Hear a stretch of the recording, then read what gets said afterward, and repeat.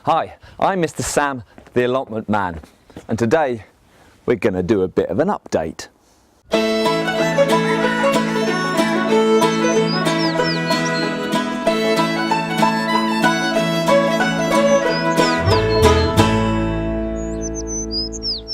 Right, so what we're going to look at today? Well, we're going to look at the backyard allotment.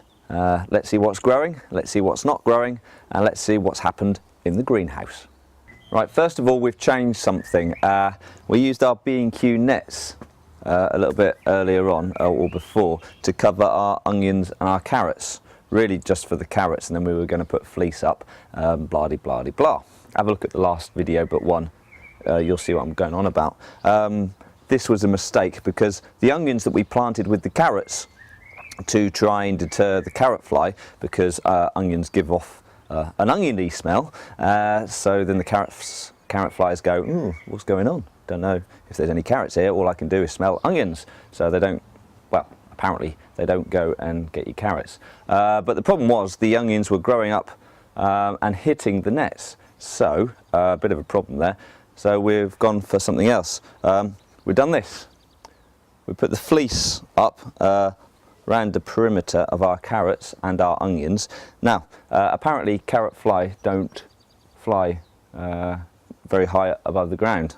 Depending on who you talk to, you should have a barrier of 1 metre or one of about 18 inches. I don't know, I've gone for about this high. There you go. And we'll see how it goes. So we have double protection. We have fleece to stop the carrot fly at sort of ground level-ish, up to about here. And we've also got our onions in the middle, all right? And they hopefully combined should stop our carrot fly. And also our carrots are an F1 variety which deter carrot flies as well. Although our cream ones, our white carrots, don't do that. So we'll see what happens. So there we are, and we've got a few slug pellets down there as well, stopping Mr. Slug. So there we are, that's what we've done with our carrot bed. And we're going to move on now and have a look to see what else we've done around the plot. Now we're looking at our potatoes. Here they are, potatoes. They're obviously doing very well at the moment. We planted our potatoes and we've left them to it really. We haven't done anything more than that. We did mound up our mounds before we started. This is something that the allotment god taught me up in Hull. So we haven't had to whoosh anything up as you like. What we do, sometimes the potatoes come out the edge of the mound and we've just moved it over a little bit. But other than that, it's all going great. If you remember, we planted some lettuces down in one of our valleys. I've taken those lettuces out and shoved them over there. We'll have a look at them in a moment, because obviously these leaves were coming up a little bit faster than I expected, and we're starting to cut the light out from the lettuces, and they were having a little bit of a struggle. All right, so there we are. Our potatoes are doing really well. So not much more else to say. Let's move on. Now we're here with our lettuces and our runner beans. Let's do them all together. So lettuces, they've been transplanted and brought over here. Now, if you're ever going to do that, don't pull them out. Get your fork or your little trowel or something like that and take a big wedge of earth, okay, and make a hole for that earth to go into. So then the lettuce doesn't actually know it's moved really. None of the earth's been taken from the roots. Just take it out of there, plonk it in there, and that'll be fine. We've got some slug pellets down here because we've been getting rain and heat. Rain and heat means Mr. Slug comes out and chomps everything up. So we put them down and it stops them and the snails. Okay. Runner beans, as you can see, some of them are coming up. Now we've done it a couple of ways. Okay, we've put runner beans straight into the ground. They haven't come up yet, but they'll be on their way soon. And we started some off in the greenhouse, which are the ones you can see sticking out here. All right, just to give ourselves a bit of a chance.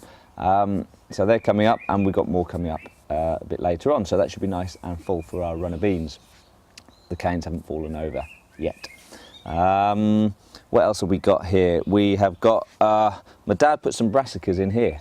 Brassicas, okay, which are all Brussels sprouts, and we've moved them over there. We'll have a closer look in a moment. And what else have we got in here? We've got some parsnips. They haven't come up yet, obviously. And we've got beetroot. We've got some beetroots just coming up here, showing their heads. I think they're beetroots, so that's them. Over there we've got spinach as well, and that's coming up too, so it's all going really well. Not a lot to do really, because we've weeded quite well. Obviously we see our little weeds here and we just pick them out and just chuck them to one side, but nothing to worry about really there. Let's have a quick look at our brassicas. Right, so our brassicas are in here. Usually I say brassicas are pretty boring, but we haven't got many, so we're going to look interested. So we've moved our net from what we had on the carrots, okay, over to here, because just up there there's a tree and there's a family of pigeons in it, and they're just sitting and waiting for these to grow up so they can have a bit of a jump at them. So we're not going to let them do that. We haven't dug this ground over very much, or we did it a few months ago, but we've left it because brassicas need good, solid, hard ground to grow in, because they've got big roots, okay, and they grow quite big as well, so they need something stable to grow in. So our brassicas are under here. I won't do a close-up of them because basically they're just tiny really, but we'll come back to them soon. All right, obviously this will have to come off and get a little bit bigger as the plants grow, but for now they're going to protect them.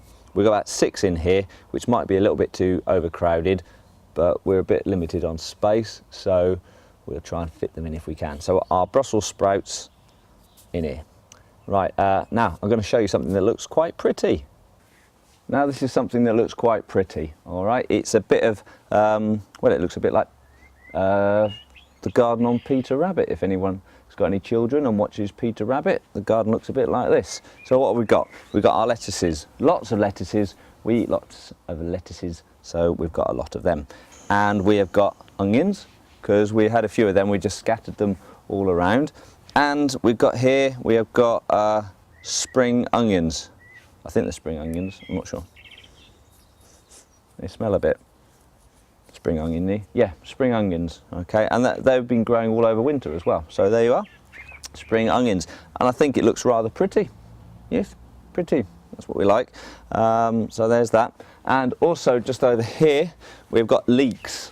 Now our leeks are, well, they're doing all right actually. We've got 2 lines of them. They were the leeks that were on a tape, if you've ever used tapes. So you basically get a big long tape like that, and there's got seeds in them, and you just bung it in the ground and off it goes. One side is doing really well and the other side not so well. We're going to leave it alone. They're starting to come up, but there are leeks. Obviously they're not going to stay here because there's not enough room for them, but when they get older and bigger, more like this sort of size, okay, we're going to stick them where the potatoes are at the moment. All right, so that's what's going to happen with our leeks, but all this is looking rather spot on. So there's outside. I think it's time to go and have a look inside the greenhouse. Right, to the greenhouse. Here we are. It's nice and warm in our greenhouse, and we've got lots of things growing, so let's have a look, see what we've done. Now, here we have got our golden bell sweet peppers. If you remember, we had a selection of peppers. I think it's from B&Q, can't find the packet, but we threw them all in to our 72 cell planter, also from B&Q, the Verb one, which is performing quite well. It hasn't broken or anything like that, so it's good.